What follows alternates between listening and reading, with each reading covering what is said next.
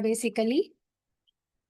Namaste once again, a very warm welcome, and thank you for giving me this opportunity to present at a global platform. So, if you've seen my topic, that is again somehow connected with mental health, and it is the need of the hour, awaken within. So, this is basically psychology for adolescents, inner awareness and flourishing. Right now, we are talking about Gen Zs. So, I think this matters a lot, and I also take opportunity to have a conversation with you all on this topic. So it's both an honor and a privilege to join this remarkable gathering of individuals who have dedicated their life to understand one of the most fascinating subjects in existence, that is the human mind. Myself, Dr. Sakshi Vermani Rishi, and I'm working as an associate professor and program lead in the Department of Manas, which is Mahesh Navani's School of Brain, Body and Behavior at Rishihood University, Sonipat.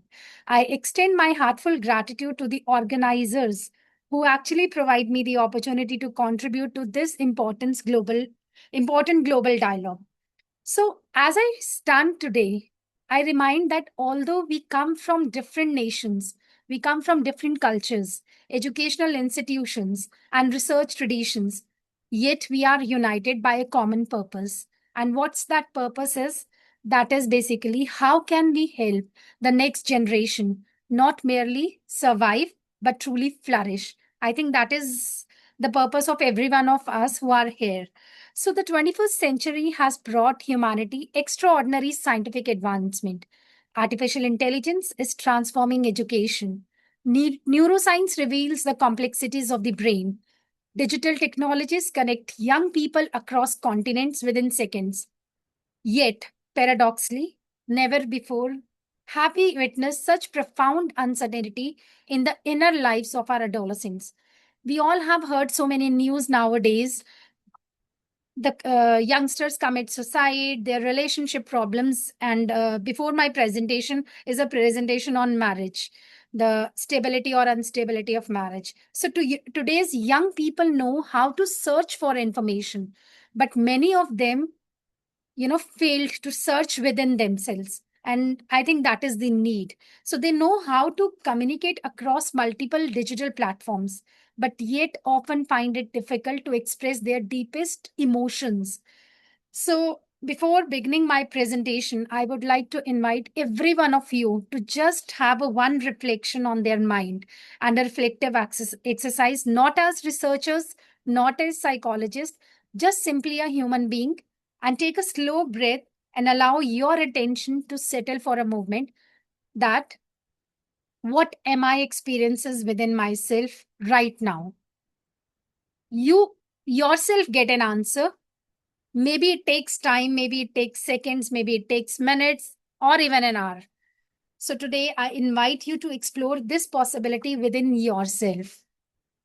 So to this global gathering, every conference allows us an opportunity to learn from one another.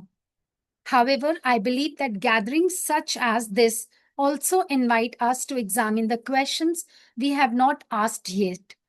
As I traveled here, I reflected on the remarkable diversity represented in this room, wherein we have different languages, different cultures, different research methodologies, and yet I expect that if we asked every participant to describe the challenge faced by adolescents in their own country, we would hear remarkable similar stories. Teachers tell us that students struggle to sustain attention. Parents tells us that their children are becoming emotionally distant. Counselors speak about increasing levels of anxiety, loneliness, identity confusion, and emotional dysregulation. So, researchers continue to document rising concerns related to stress, depression, social isolation, digital detoxification, declining psychological well being. So, although the symptoms may appear differently across cultures, but the underlying concerns are somehow similar. And this suggests that we are not simply witnessed isolated local problems, we are observing the global development challenges. So, the movement we are in. So, let's now consider the global context that brings urgency to the discussion. Across every continent representing in this room, adolescents' mental health has emerged as one of the defining public health priorities of our time. I've also listened one of the presentation wherein ma'am from computer science talks about health sciences. So according to the World Health Organization, approximately 1 in 7 adolescents between the ages of 10 and 19 experience a diagnosable mental health condition. Nearly 40% of these conditions involve anxiety and depression. Suicide continues to remain among the leading cause of death among young people. Unequal concerns is the numerous treatment gap. So the figures are sobering, yet I would encourage us to look beyond the status. Behind every number is a young person who is trying to understand who they are. Behind every percentage is a family searching for hope. Behind every graph is a classroom where a student silently carries emotional struggles that remain invisible to others. So, as psychologists, we often analyze large data set, but every data set represents individual human stories. Every point on a graph reflects a life, and this reality compels us to ask a fundamental question. And that question is, if adolescents' mental health concerns continue to rise across despite increasingly awareness, so what's the issue? Perhaps we don't need to rethink prevention. So what if we invested more intentionally in cultivating psychological capacities that reduce vulnerability before significant distress emerging? So if we cultivate inner awareness during adolescence, we may not only reduce suffering, but we are creating the conditions that enable flourishing. So why this research is the need of the hour? This brings me to the central motivation behind the work I'm presenting to today. As psychologist, as an educationalist and a researcher, we have made tremendous progress in understanding observable behavior of adolescents. We have advanced emotional intelligence, we have refined social emotional learning programs, we have even expanded positive psychology. We have deepened our understanding of resilience, self regulation, executive functioning, and well being. Yet an important question remains. Despite of all these advances, why do so many adolescents continue to struggle with identity, with meaning of life, with their purpose of life, emotional regulation, and psychology well-being? So what is important? So few intentionally cultivate the awareness from which wise action naturally emerge. Behavior is important, skills are important, emotional regulation is important. But before regulation comes recognition, before decision making comes reflection, before resilience comes self understanding, and before flourishing comes awareness. So, I therefore propose that inner awareness should not be viewed merely as another psychological construct. Rather, it should be understood as a developmental capacity that integrates cognition, emotion, identity, values, and purpose. And if this proposition is correct, then the implications extend far beyond psychology.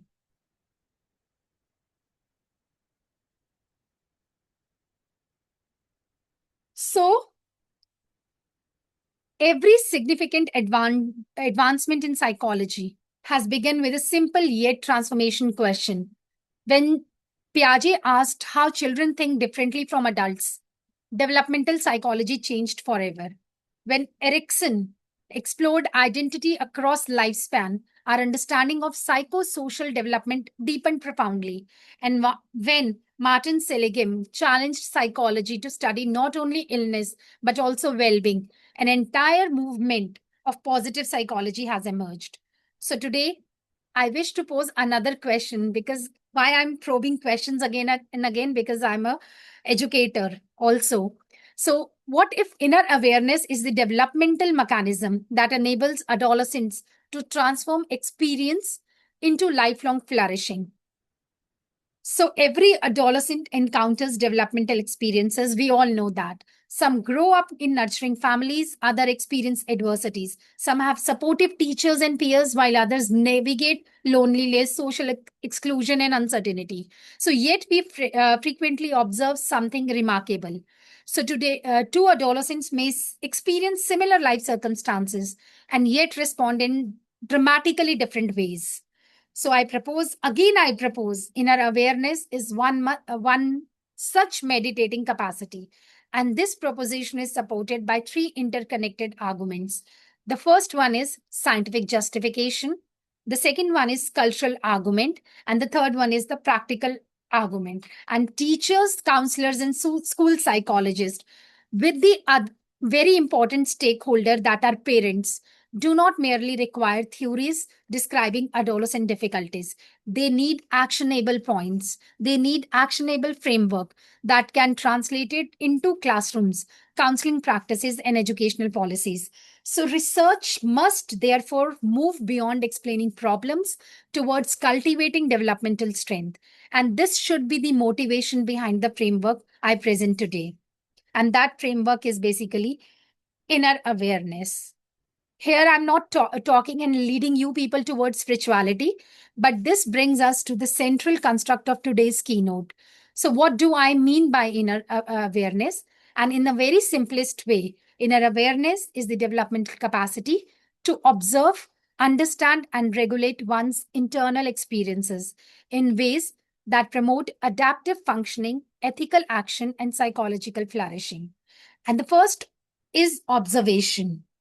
Before change occur, something must first be recognized. The second element is understanding. Awareness is not simply noticing emotions, it's make sense of them. So young people being asking, why do I react this way? What beliefs influence my decisions? Third element is regulation. Observation without regulation may produce helplessness. Inner awareness is not rumination. Inner awareness creates psychological distance. So, theoretical foundation, wherein building bridges across traditions. Every new framework must stand upon strong theoretical foundation, and human development is too complex to be explained through one theory alone. When Piaget reminds us that adolescence marks the emergence of formal operational thinking, for the very first time, young people became capable of abstract thinking. Next, we turn to Erikson. He described adolescence as the stage of identifying identity versus role confusion, and it developed through reflection, self exploration. Vygotsky reminds us awareness develops within relationships. And here, dialogue with teachers, parents, all the stakeholders somehow and communities scaffolds self understanding. So, the positive psychology similarly enriches this conversation, wherein the PERMA model, it reminds us that flourishing encompasses positive emotions, engagement, relationship, meaning, and accomplishment. So, when we talk about a conceptual framework for flourishing, because many people ask me what flourishing means to you. So, I always says that flourishing is not only talking about well-being, but it covers the 360-degree holistic development of an individual. So, developmental experiences do not directly produce flourishing. They are interpreted through inner awareness. And inner awareness functions as those psychological roots, and the framework begins with developmental inputs, which include cognitive maturation, emotional experience, family relationships, peer interactions, educational environments, broader cultural influences. So, the first is self reflection, which somehow connects with us to emotional regulation, value clarification, perspective taking, because perception is also plays also a very important role to foster empathy and reducing egocentric thinking. And the fifth one, which is purpose exploration. So from this wisdom emerge the outcomes we ultimately seek, that is resilience in the face of adversity, psychological well-being that extends beyond system reduction, meaningful engagement with one's community and the wider community. So, this is basically the 6 dimensions of inner awareness, starting from self awareness to emotional awareness, cognitive awareness, moral and ethical awareness, social awareness, and purposeful awareness. So when we see all these six awareness, we remind it also in the Indic perspective, the Panchkosh Vikas of a child. The Panchkosh Vikas, wherein our NEP documents also talk about, and UNESCO also talks about the holistic development of the adolescents. Why it is important? Because somehow it is the dire need. It is the need wherein adolescents want and understand how to live, because knowledge tells us what is possible, but the ethical living help us to decide what is right and what is wrong, and where we want to go with our life. So flourishing across you know domains. So when we say flourishing across three domains, that is that is basically the destination of flourishing. For decades, psychology understandably concentrated on reducing distress, and this work remains essential. Clinical psychology has transformed countless lives through diagnose, treatment, and intervention. So however, flourishing asks a different question. We also Herein, I just want to give a brief of emotional flourishing, which is basically wherein adolescents are not happy every day. That is neither realistic nor psychologically healthy. Instead, they possess emotional stability. When we talk about social flourishing, human beings are fundamentally relational beings. So, researchers consistently demonstrate that supportive relationships remain among the strongest predictors of well being across the lifespan. So, social flourishing includes empathy, belonging, relationship, collaboration, trust, and meaningful interpersonal relationships. Extension flourishing means, which is the third domain that involves and that moves basically beyond psychology into the question of meaning. Every adolescent eventually confronts existentialism. Why I am here and what kind of person do I hope to become? So, educational implications, reimagining schools as spaces for inner development. So, when we talk this, we take theory to practice, because what I believe is that all the educational institutions, whether formal, non formal, or informal, they are in a position to have that foundation of human flourishing, which plays a very important, role in everyone's of our life. And implications for counseling and mental health practices. So, finally, let us consider it as traditionally counseling has been recognized around symptoms like anxiety, depression, stress, trauma. But these interventions remain indispensable. So, however, an inner awareness framework encourages us to expand our lens. So, instead of asking only what problem brings you here, we might also ask what values guides your life, what strengths are waiting to emerge, what story are you telling to yourself. So, counseling therefore shifts from symptom reduction towards human development. Rather than seeing adolescents merely as individuals who are experiencing problems, we begin seeing them as individuals possessing enormous developmental potentials. So, research agenda from conceptual framework to global scientific inquiry. Ladies and gentlemen, every meaningful theory begins with an observation. Every influential framework begins with a question. And every scientific contribution remains incomplete until it is subject to rigorous empirical inquiry. So, the framework presented today is not intended to be viewed as a finished destination. Rather, which I believe is that it is the beginning of a journey that I hope will extend beyond my institution, beyond my country, and beyond this conference. Because if inner awareness truly contributes to adolescents' flourishing, then its exploration must become a collective global endeavor. As researchers, we often ask ourselves, what is the next frontier in developmental psychology? So, why the world needs this research now? So, when we ask this question, why the world need this research now? What is our expectation? Why this matter? A global vision of education and mental health. What kind of world are today's adolescents inheriting? So, these are some of the questions. What inner capacities will enable us to navigate such a future? So, in the end, I just want to conclude that to awaken within is to flourish beyond. So, if I say what do you mean by this? As I come to the conclusion of this keynote, I would like to leave you not with data but with a reflection. Throughout history, education has largely focused on helping young people understand the world around them. Psychology has helped us understand behavior, cognition, emotion, personality, even well-being, but these contributions has transformed our understanding of human development. Yet perhaps the next chapter in psychology asks us a different question. How do we help adolescents succeed? Not merely this, but how do we help adolescents become deeply aware of who they are becoming? Because flourishing is not an event, it's not a destination, it's a lifelong developmental journey. And this is a beautiful insight from Indian wisdom that guides much of my thinking. And it reminds us that lasting transformation does not begin by changing the external world, it begins by understanding the inner world. So, inner awareness transforms knowledge into wisdom, emotion into resilience, relationship into compassion, and life into meaningful flourishing. So, as researcher, we have the privilege of generating knowledge. As educators, we have the privilege of shaping minds. As psychologists, we have the privilege of healing sufferings. But perhaps our greatest privilege is helping young people discover the extraordinary potential that already exists within them. Thank you so much.